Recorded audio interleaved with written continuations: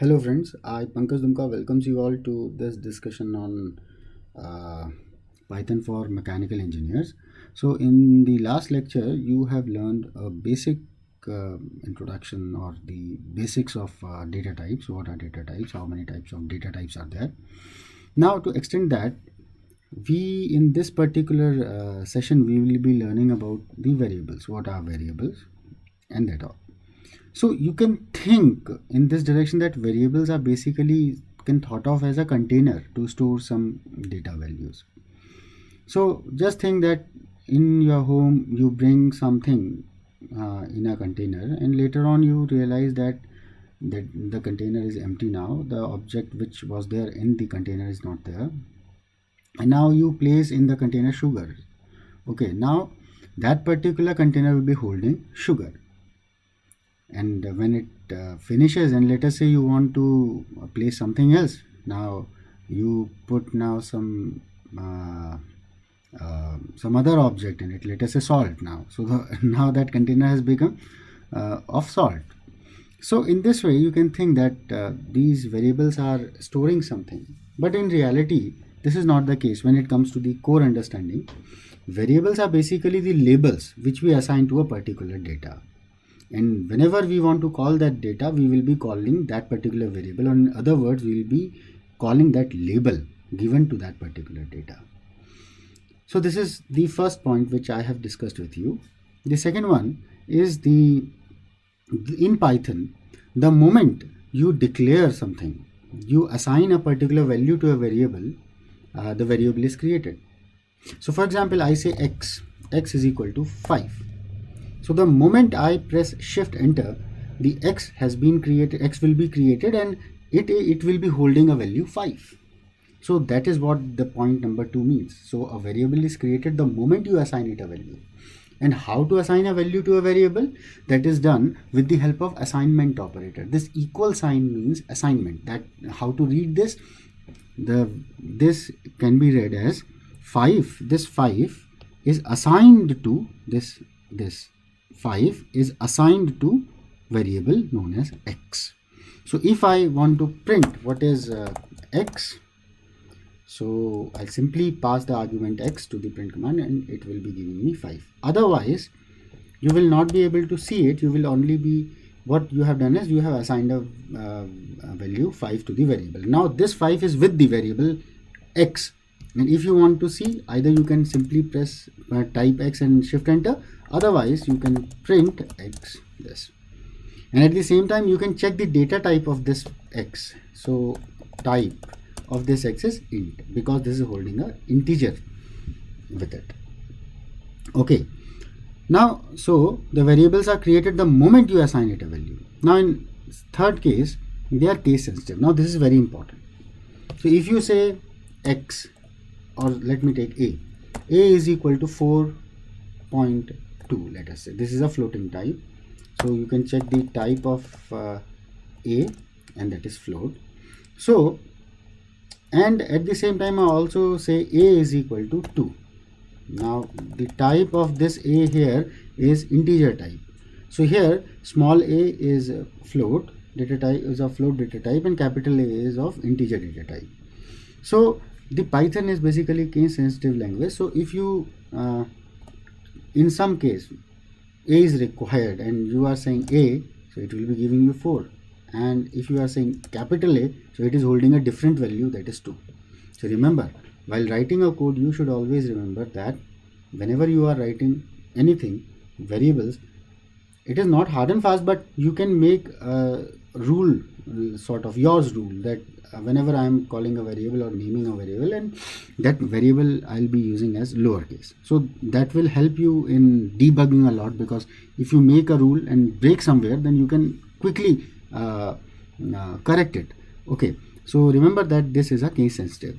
Python is a case sensitive. Second one, the fourth point is the variable need not to be declared with any particular type. Yes, if you say y is equal to 3.2 and z is equal to 1.2, sorry 1, and let us say c is equal to Pankaj. So here you haven't declared the type, but the value it hold will automatically be dictating the type of this particular variable. Here y will be a float one, you can check it, type y, so it is float. Z is an integer, so you can check z, it is int, and likewise this is a string, c is a string, that is str. So in this way you needn't have to declare the type in priori, because you must be knowing that in C you have to declare the variable first, that is int z, and then you have to use it like that, int string c or float y and so on. But here you needn't have to declare the type. The type of value which a variable is holding will dictate automatically the type of that particular variable. So this point number 4, that the variable need not to be declared with any particular data type, is this. Now comes the point number 5. They can even change data type after they have been set to a new value. What does this mean? Means while up to certain point you have this a, let us say, so that is let us say holding a value 3.4.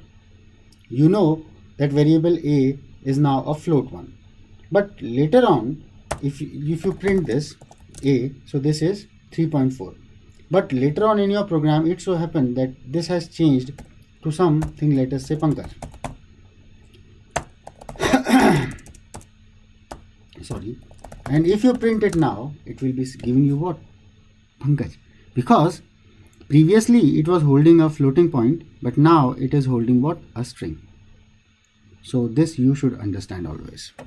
Okay, so this is a very important thing to understand, that they can change the type, the data type of a particular variable can be changed, and this is a very important thing to understand, not only from the point of view of just understanding the language, but at the same time for the application part also. Because if something happens during a code, and if the data type or in fact the value changes, then you have to be very cautious, then the program will give you some bug, and to identify it will be very difficult. So you should be knowing it in priority. Now the sixth is, if you want to specify the data type of a variable, it can be done with casting. So there is a type casting sort of. So for example, if you have this a as a 4, okay, so if you print it, you will be getting what? An integer. Now what you can do here is, you can typecast, means you can write float a. Now you have changed the type from integer to a floating value. So if you write now the type of a, so it will be giving you int. Oh, sorry. Let me write like this: a is equal to float a, and then now it has been changed to float. So I have changed the data type altogether. Okay, so now if you write type of a, so that is float. Or if you want to print this a, previously it was 4 because it was integer, but now it is a floating type, so that's why it is giving you 4.0. So typecasting can be done. So in this particular session you have learned that how variables are declared by simply giving name to it. Remember, variables should always be starting with a letter A, B, C, D and so on. They cannot start with a number 1, 2, 3 sort of. Okay, you cannot use special symbols between the variables, like if you let us try to do this. If you write x hash, not hash here, x, let us say this, or x, and I'm saying that this is equal to 2. Okay, but here it means something different, so at the rate. Okay, now it says unsupported operator or type. Okay, so you should be very cautious while declaring or naming a particular variable. So in this lecture, till this point only. In the next lecture I will be telling you that how to use special symbols as variables. So thank you very much. Have a nice day.